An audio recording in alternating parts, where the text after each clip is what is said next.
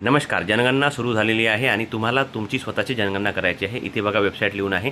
त्या वेबसाईटवर जा आणि तुमचं राज्य निवडा, कॅप्चा टाका आणि प्रोसीड करा. तुमचं रजिस्ट्रेशन होऊन जाईल. रजिस्ट्रेशन केल्यानंतर तुम्हाला काय करायचं आहे, तुमचं नाव टाकायचं आहे, मोबाईल नंबर टाकायचा आहे. मोबाईल नंबर टाकला की तुम्हाला इथे OTP. हे बघा, याच्यामध्ये सर्वात महत्त्वाचं आहे तुमचं लोकेशन.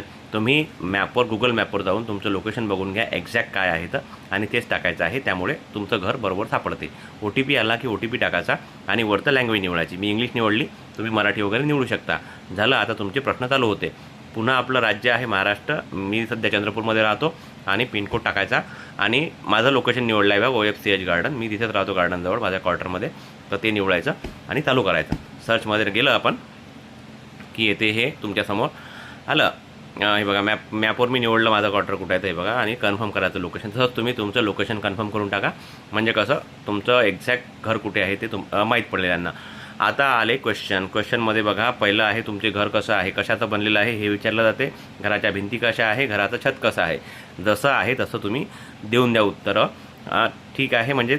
आणि नंतर काय आहे, कंडिशन कशी आहे घराची, राहजोगता आहे की नाही आहे हे पण तुम्हाला लिहायचं आहे. गुड आहे की पडाजोगता आलेलं आहे. झालं. सेव्ह करा, पुढे जा.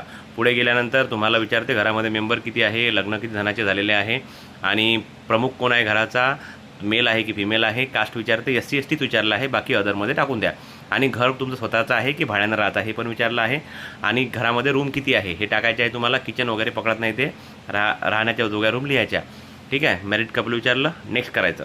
नेक्स्ट केल्यानंतर तुमच्या घरी पाणी कुठून येते, विहिरीचं आणता की हापशीचं आणता की नळाचं येते हे पण विचारते. पाणी तुमच्या घरीच येते की बाहेरून कुठून आणता हे पण लिहायचं आहे. मेन सोर्स ऑफ इलेक्ट्रिसिटी आहे, केरोसिन आहे, काय आहे, लॅट्रिन बाथरूम आहे की नाही आहे की बाहेर जावं लागते, आणि त्या लॅट्रिनचा प्रकार कोणता आहे, पाईपमधून जाते की टँक आहे, ह्या पण गोष्टी तुम्हाला लिहायच्या आहे.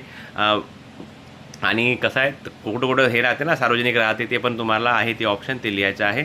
आणि वेस्ट मॅनेजमेंट कसं आहे, क्लोज आहे, नसते बंद नाल्या, उघड्या नाल्या, तो प्रकार आहे.